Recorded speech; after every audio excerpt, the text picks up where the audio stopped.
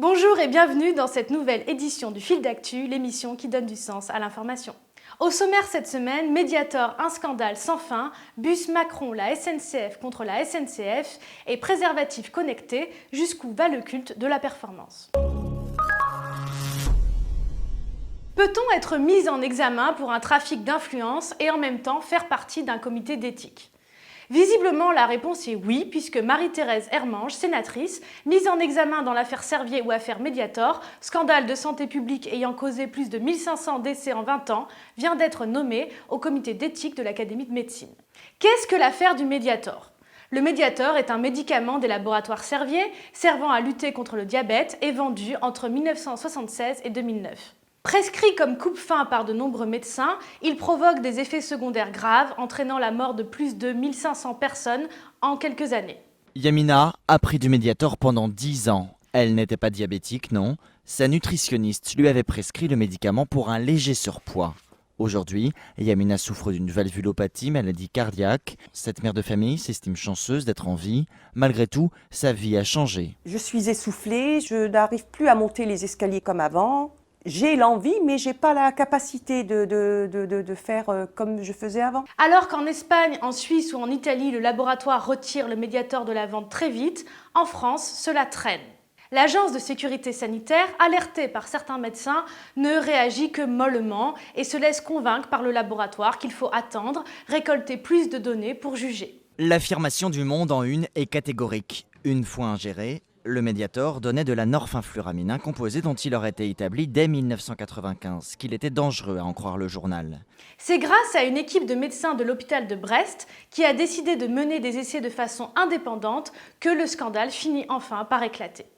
Et avec les moyens d'un pneumologue de province, j'ai pu démonter cette tromperie et prouver la toxicité du Mediator. Donc ça se faisait comme ça. Il suffisait d'accepter de sortir la tête du sable. En 2009, le médicament est retiré de la vente, l'État est condamné pour négligence, le laboratoire Servier pour tromperie et des centaines de patients sont indemnisés. Mais pourquoi la France a-t-elle tant tardé à agir ? C'est là que Madame Hermange entre en scène. Suite aux nombreuses alertes, plusieurs autorités s'intéressent au Mediator dans les années 2000.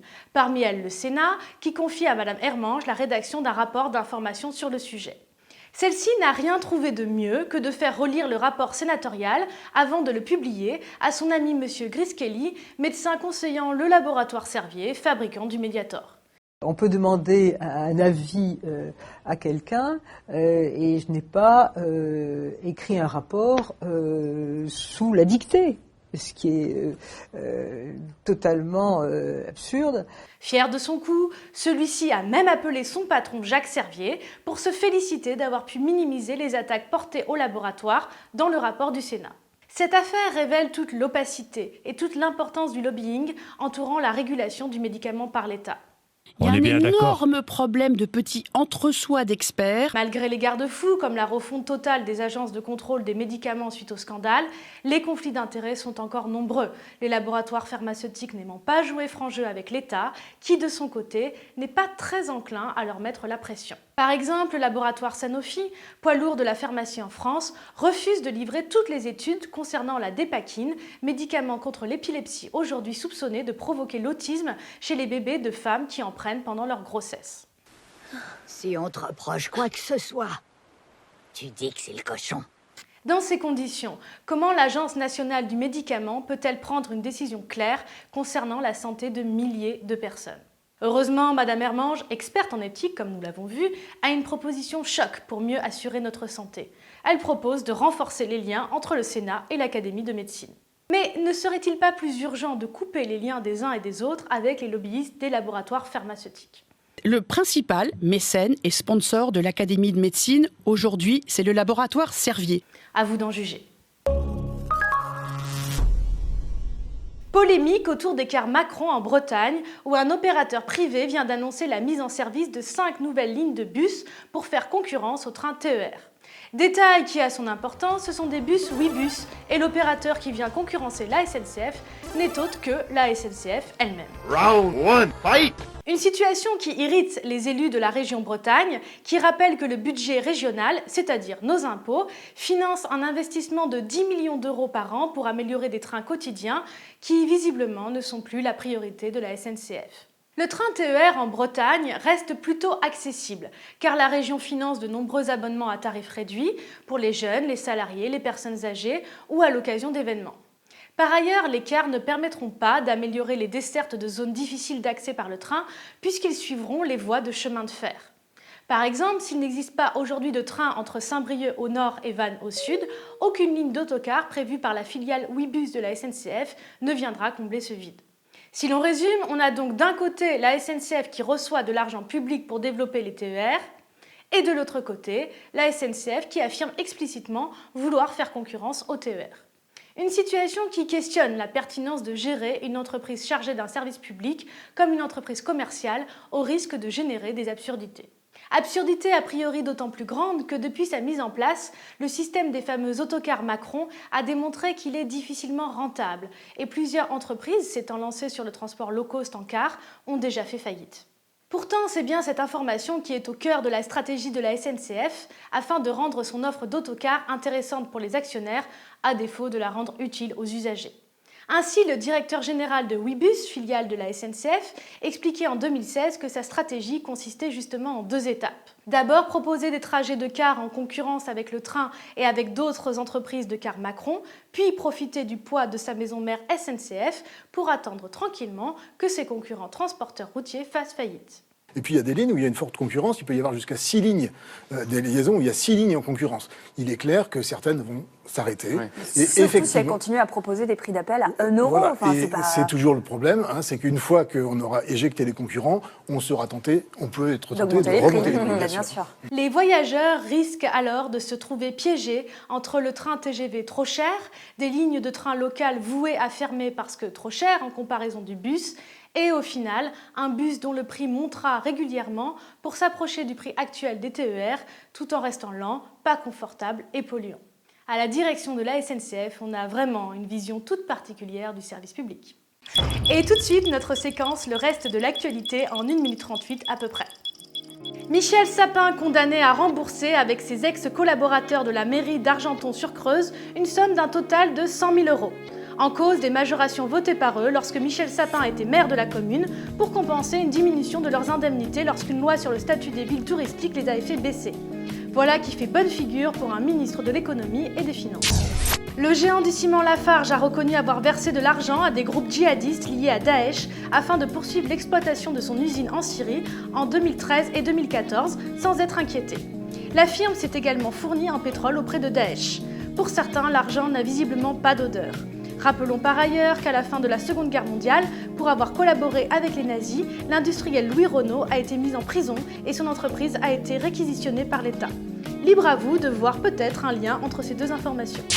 Emmanuel Macron propose de faire 60 milliards d'euros d'économies en réduisant les budgets des communes, des départements et des régions. Quand on sait que ce sont ces collectivités locales qui s'occupent des crèches, de la protection de l'enfance, des maisons de retraite ou de l'aide sociale aux plus pauvres, cela laisse songeur. Comme souvent, le diable se cache dans les détails.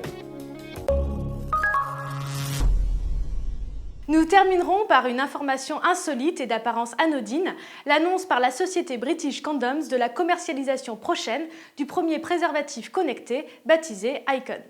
En fait de préservatif, il s'agit plutôt d'un anneau à poser sur la base du pénis.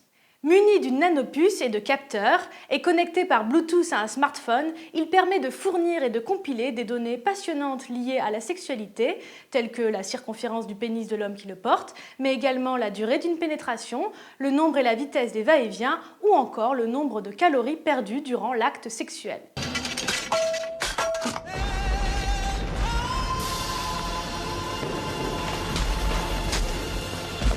Toutes ces données pourront ensuite, pour celui qui le souhaite, être partagées avec les personnes de son choix, voire servir à des statistiques globales permettant de se comparer aux utilisateurs du monde entier. Bien sûr, l'information fait instinctivement sourire. Pourtant, la sexualité est un aspect essentiel de la vie et mérite que l'on s'interroge sur la direction que certains aimeraient lui donner, surtout quand ces derniers sont des marchands.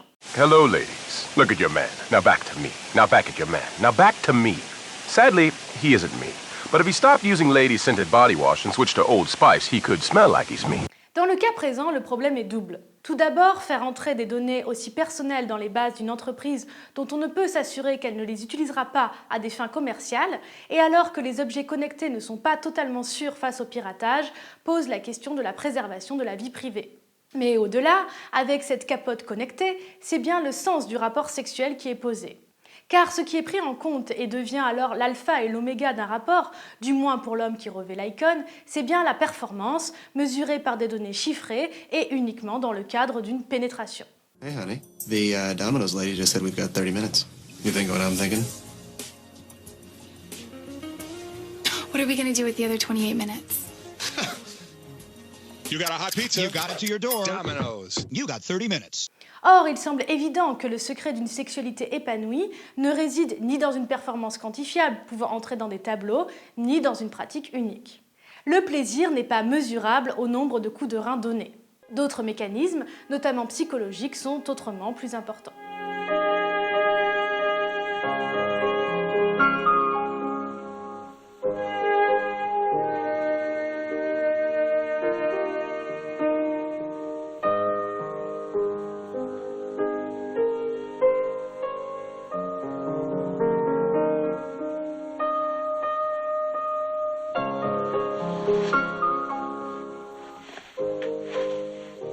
En mettant de côté ces aspects, British Condoms contribue à biaiser l'approche de la sexualité avec les conséquences que l'on imagine. Par exemple, pour de jeunes personnes en pleine découverte de leur corps et qui risqueraient d'envisager uniquement les choses sur leur aspect mécanique, au risque d'en sortir frustrés, tout cela dans un cadre où le culte de la performance est déjà largement répandu, notamment dans l'industrie de la pornographie, mais également dans la publicité, dans la chanson ou dans le cinéma. What is your profession? Sculptor, sir. You? Blacksmith.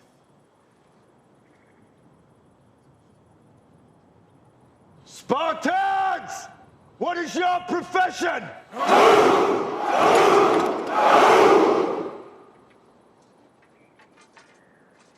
You see, old friend, I brought more soldiers than you did. I think it sucks that the media defines our bodies because it doesn't give us a whole lot of room for us to be ourselves and be comfortable in who we are. The media has kind of fueled the emphasis of us looking a certain way. I think before it was about your swagger and your confidence. Now it's becoming more physical. What my body should look like and what your body should look like are completely different things. I don't know that there is a perfect what a male body should look like because I've seen beautiful male and female bodies in all different shapes and sizes. Ce culte peut ainsi rapidement devenir une injonction faite aux hommes à correspondre à une norme au détriment de leur plaisir et de celui de leur partenaire et transformer les rapports sexuels en tests destinés à coller à ce que la société attend d'eux à défaut de moments de partage. On se conforme à des normes. On se conforme à des normes qui veulent qu'on ait très jeune une sexualité qui soit exacerbée et qu'on ait tout fait très tôt. À partir du moment où on est obligé de s'y conformer, c'est tout simplement pas un choix. Et en général, quand c'est pas un choix, mais qu'on le fait parce que c'est une obligation, forcément, on n'est pas à l'écoute de son plaisir. Peut-être dans le fond n'est-il pas sain de laisser des commerciaux obsédés par la logique froide des chiffres définir les canons de notre sexualité. Peut-être même qu'en termes de sexualité, ne devrait-il pas y avoir d'autres règles que celles du plaisir partagé et l'âge légal, indépendamment des rôles que certaines personnes, que cela ne regarde pas, essayent de nous attribuer. Peut-être tout simplement que nos désirs valent mieux que ça. Voilà, c'est tout pour aujourd'hui. Merci de nous avoir suivis. N'hésitez pas à liker la page, à partager cette vidéo autour de vous. Vous pouvez aussi, si vous le désirez, nous soutenir financièrement sur notre page Tipeee. Vous retrouverez Tatiana la semaine prochaine pour un nouveau numéro du Fil d'actu. Salut et à la semaine prochaine.